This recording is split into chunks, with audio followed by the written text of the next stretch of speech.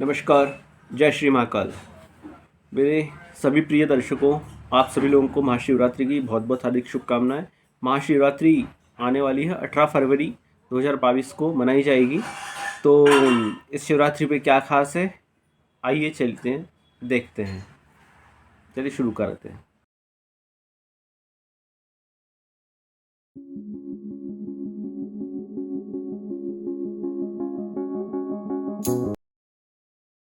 जय श्री महाकाल।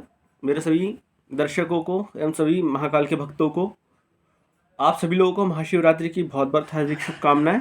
मैं पंडित हर्षय पानीकर आप सभी लोगों का मेरे भाग्य चक्रवर्ती फॉर्चून टेलर कार्यक्रम में बहुत बहुत हार्दिक स्वागत करता हूं। आज हम बात करेंगे महाशिवरात्रि की। ये महाशिवरात्रि ऐसा क्या खास है?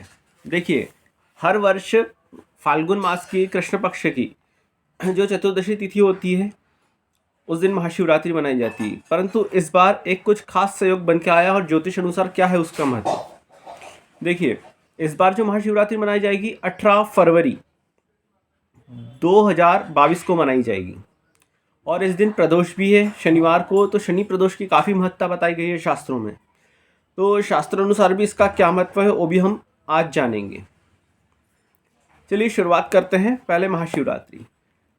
वैसे तो हर महीने शिवरात्रि आती है, कृष्ण पक्ष की चतुर्दशी तिथि होती है शिवरात्रि, परंतु इस दिन जो है फाल्गुन मास के कृष्ण पक्ष की चतुर्दशी जो तिथि होती है बहुत खास होती है। खास करके शिव और शक्ति के मिलन की रात्रि कही जाती है।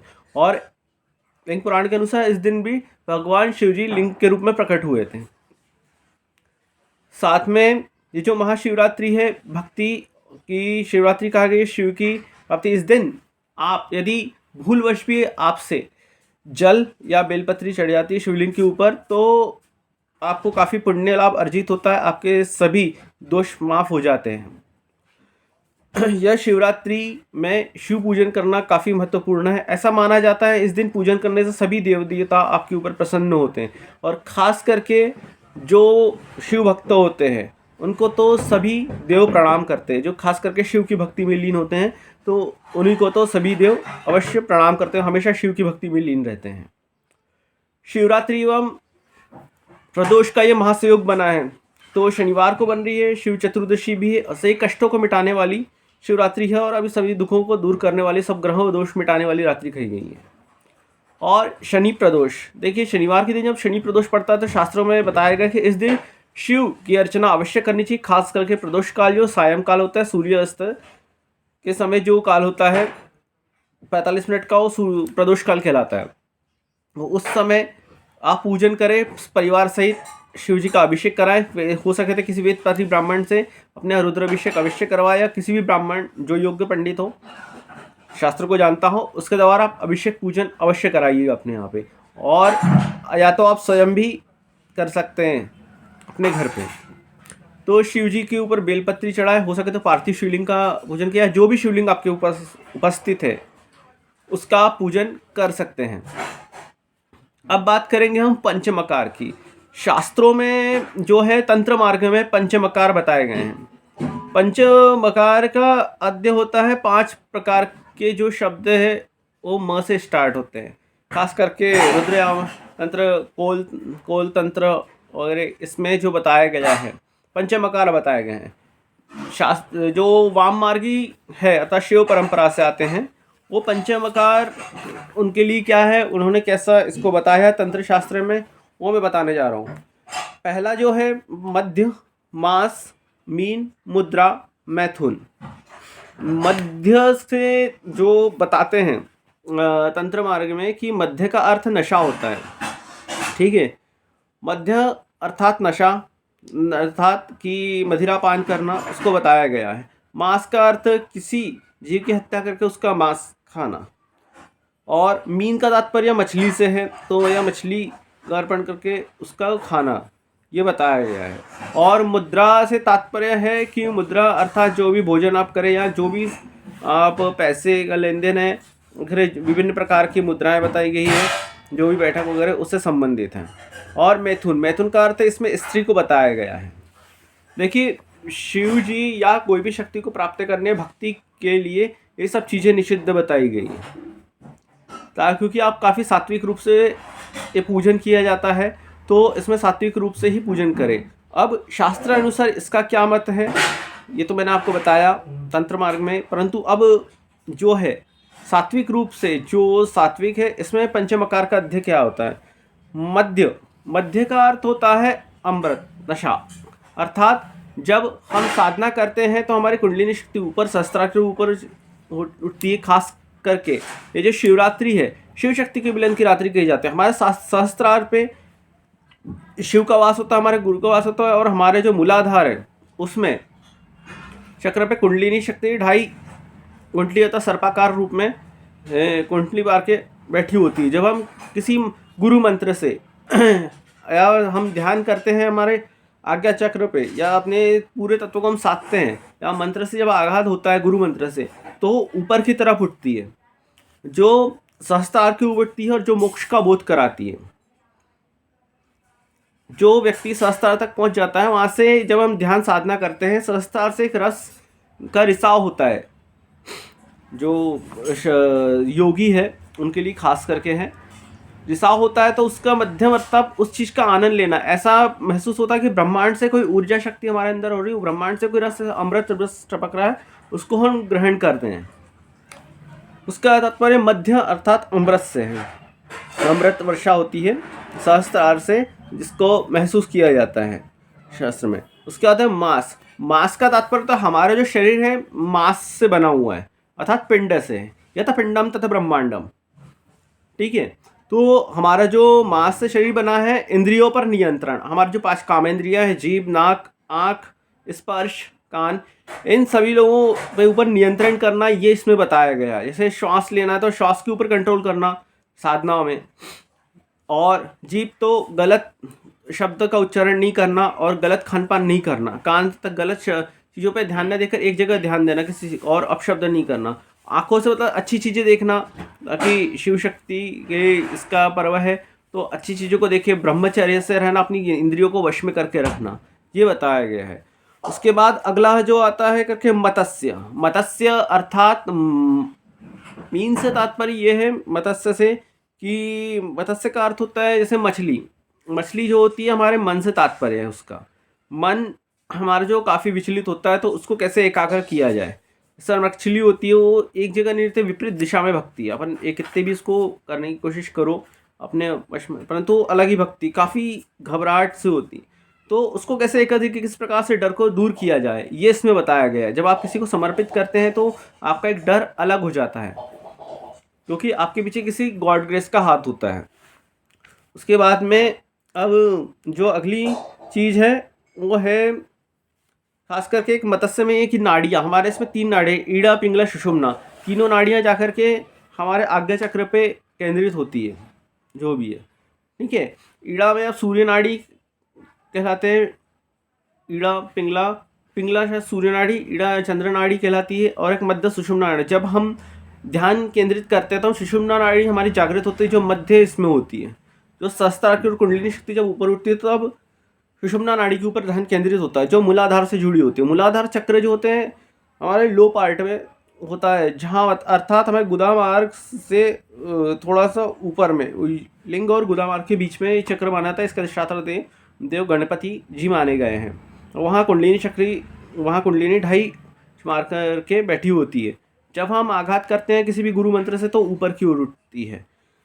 तो यह उठते हुए हमारे आज्ञा चक्र की तरफ आकर्षित होती है, और उससे ऊपर होता है शिवलोक, तो वहाँ उठती है तो शिव शक्ति का मिलन कहलाता है। खास करके मध्य रात्रि में, शिवरात्रि को, जो रात्रि के महानिशा काल में की जाती है साधनाएं, सिद्धि प्राप्ति होती है, तभी मनुष्य सिद्ध पुरुष जिसको आप बोलते हो वो बन सकते हैं।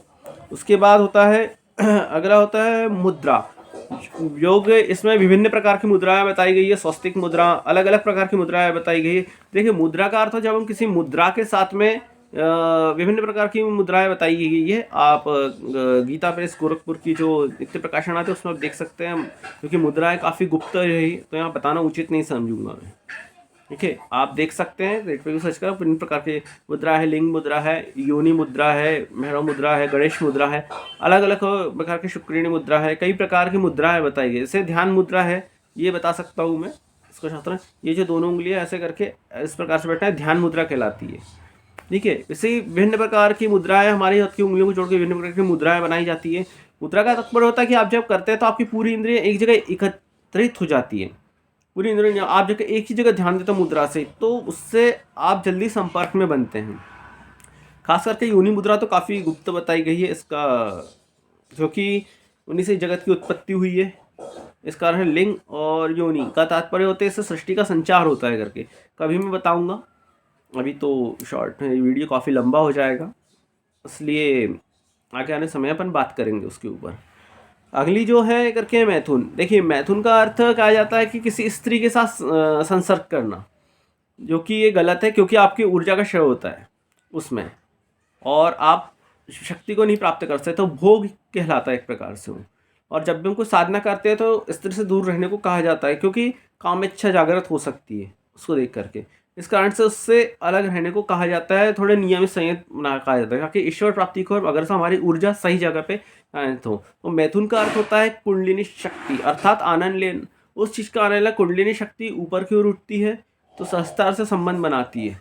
तो जो शिव और शक्ति का मिलन होता है उससे मैथुन, अर्थात उस चीज़ का आने दो शक्तियों का मिलन करवाना हर शरीर में, तो उसका और उससे जो रसपार तो हम अमृत तत्व की प्राप्ति होती है हमको, और हम शिव को अग्रसर होते हैं। उस चीज़ का हमारी इंद्रियों पर नियंत्रण होता है। यह मैथुन क्रिया अर्थात किसी चीज़ का मिलन करना, वह मैथुन क्रिया कहलाती है। जो कि शास्त्रों में कई चीज़ें बताई गई है, परंतु उसको समझाने के लिए प्रॉपर एक वे होना काफ़ी आवश्यक है। अब बात करेंगे हम कि किस चीज़ के अभिषेक से हमारे अर्थात नवग्रहों को कैसे नियंत्रित करें। देखिए, आपके यहाँ इस कुंडली में जैसे इस समय पर हम जो मनाई जाएगी शिवरात्रि, जो शनिवार को मनाई जाएगी और महानिषद काल में मनाई जाएगी, और यह जो है सभी ग्रह दोषों को नाश करती। खास करके ऐसा माना जाता है कि प्रदोष अर्थात शिवरात्रि जो प्रदोष पड़ता है, आज दिन तो शिवरात्रि भी उसी दिन है और प्रदोष भी साथ में है, विशेष सहयोग बना हुआ है। तो ऐसा माना जाता है शनिवार के दिन जो शिव जी का पूजन करता है प्रदोष काल में, तो रात्रि काल में उसके ग्रह जीवन के ग्रह दशा परिवर्तित होकर के अगली प्रातः काल जो सूर्योदय होता है उसके जीवन का नई प्रभात होती है। और रात्रि काल में जो महाकाली है, जो चक्र को नियंत्रण करती है काल के, वो अपने इसमें उसकी गलत चीज़ों को पूरा समाहित कर लेती है। और इसमें 4 प्रहर का विशेष महत्व बताया गया है पूजन का। यदि आप सोमवार नहीं कर सकते या कुछ नहीं, एक दिन आप समर्पण के साथ में इसको कीजिए और दिल से याद कीजिए भगवान शिव को, आप पूजन करिए। पहली चीज, यदि आपके इसमें पत्रिका में सूर्य देव कमजोर है, कोई नक्षत्र कमजोर है, तो आप जल से और कुशा से अभिषेक कीजिए। सूर्य ताप का कारक माना गया। उसका चंद्रमा मन का कारक माना गया, मेधा शक्ति का कारक माना गया है। उसके लिए दूध और शक्कर मिश्रित, दूध में शक्कर मिला करके अभिषेक कीजिए। उसके बाद है मंगल रक्त का कारक माना गया है। रक्त संबंधित समस्या है, आपको हीमोग्लोबिन कम रहता है, आपको गिलोय की बूटी से अभिषेक कर सकते हैं। उसके बाद बुद्ध बुद्धि का कारक माना गया है, गणित से संबंधित है, इसलिए आप विधारा की बूटी और नसों का कारक माना गया है शरीर में, इसलिए आप विधारा की बूटी से अभिषेक कीजिए। उसके बाद गुरु हमारे उसके लिए भौतिक और आध्यात्मिक सुख का कारक माना गया। आपकी गुरु पत्रिका में कमजोर है, आपका लीवर से संबंधित समस्या रहेगी, इसलिए आप हल्दी मिश्रित दूध से अभिषेक कीजिए शिव जी का। उसके बाद आपको प्रमेह संबंधित समस्या है, तो शुक्र से संबंधित समस्या है, आपके पति का शुक्र कमजोर है, आकर्षण नहीं है, तो आपके लिए इत्र मिला करके अभिषेक कर सकते हो, साथ में पंचामृत। और आपको धन से संबंधित समस्या है, इक्षु रस अर्थात गन्ने के रस से अभिषेक कीजिए, शुद्ध गन्ने के रस से। उसके बाद आपको शनि से संबंधित आपको समस्याएं हैं, साइनस से संबंधित जो भी समस्या है, उसके लिए दूध में काले तिल मिला करके अभिषेक कीजिए जल में। अब आपको भ्रम की समस्या रहती है, भ्रम अर्थात राहु, खास करके अभी तो राहु तो काफ़ी एक्टिव है, जो सोशल मीडिया चल रहा है, विभिन्न प्रकार की चीज़ें चल रही, गलत रहे तो अच्छी रहे। देखिए, यदि आपका सोशल मीडिया में आपका सही चीज़ों का इस्तेमाल, आपका केतु एक्टिव होता है, गलत चीज़ों का आप उपयोग करता है, आप राहु एक्टिव होता है। तो राहु से सभी मायाजाल फैला हुआ है और कलयुग का राजा माना गया राहु को। इसके लिए आप भांग से, और नशे का कारक है, इसके लिए आप भांग से अभिषेक कीजिए। और केतु है तो आपके इसमें आध्यात्मिक उन्नति चाहते हैं तो आप उसके लिए घी से अभिषेक कीजिएगा। अब हम बात करेंगे अलग अलग प्रहर में क्या पूजन कर। देखिए, अपन प्रहर के अनुसार चले तो एक प्रातः काल, उसके बाद मध्याह्न काल, सायंकाल, रात्रि काल, ऐसे 4 काल माने गए हैं। परंतु शिव जी का जो पूजन होता है वो सायंकाल से प्रारंभ होता है, प्रथम प्रहर से। जो प्रथम प्रहर है और हर प्रहर के एक अलग अलग मंत्र है। जो प्रथम प्रहर है उस शाम को 6:11 से शुरुआत होगी, जो प्रदोष काल भी काफ़ी अच्छा सहयोग है। प्रथम प्रहर का जो मंत्र माना गया है वो श्री शिवाय नमः बताया गया है। इससे आप बेलपत्ती चढ़ाइए और वहाँ बैठ कर ओम नमः शिवाय का भी जप कीजिए, और हो सके तो अभिषेक भी कर सकते हैं आप, श्री शिवाय नमः। ठीक है, इसका आप जप कर सकते हैं। 6:11 से प्रारंभ होगा, जो 9:27 रात तक है। इस समय आप इस मंत्र का यथाशक्ति जप कीजिएगा। उसके बाद द्वितीय प्रहर जो 9:27 से चालू होगा तो रात्रि में 12:35 तक रहेगा रात को। उसका जो मंत्र है श्री शंकराय नमः, इस मंत्र का आप जप कर सकते हैं। उसके बाद है तृतीय प्रहर जो रात्रि में 12:35 से शुरू होगा, तो 19 फरवरी को सवेरे 3:32 तक के रहेगा। तो उसका जो मंत्र है वो श्री महेश्वराय नमः। उसके बाद जो चतुर्थ प्रहर है वो 9:32 से चालू होगा 19 फरवरी को प्रातःकाल 3:32 से, माफ़ कीजिएगा, 3:32 से शुरू होगा। उसका जो मंत्र है श्री रुद्राय नमः, इस मंत्र का आप जप कर सकते हैं। उसके बाद जो महानिशा काल है, जो शिव शक्ति की मिलन की रात्रि कही जाती है, जिस समय हम बेलपत्ती चढ़ाते, हो सकता है किसी को इससे घुटने से संबंधित समस्या है तो बेलपत्ती, चढ़ी हुई बेलपत्ती आप शिव जी को उठाकर शिव जी के जो शिखर है, शिखर दर्शनम सर्व पाप नाशनम, उसको देखते हुए खातों को जो घुटने संबंधी समस्या वो दूर हो जाएगी। यदि धतूरा चढ़ाते हैं तो आपको आपके जीवन में स्थिरता की प्राप्ति होती है। त्रिदलम त्रिगुणाकारकम त्रिजन्मत्रयायुधम त्रिजन्म पाप संहारणम एक बिल्वपत्रम शिवार्पणम, यदि एक बेलपत्ती चढ़ाते 30 जन्म के पाप का नाश होता है। उसके बाद जो महानिशा काल है उसमें श्री सदा शिवाय नमः, इस मंत्र का जप कीजिएगा।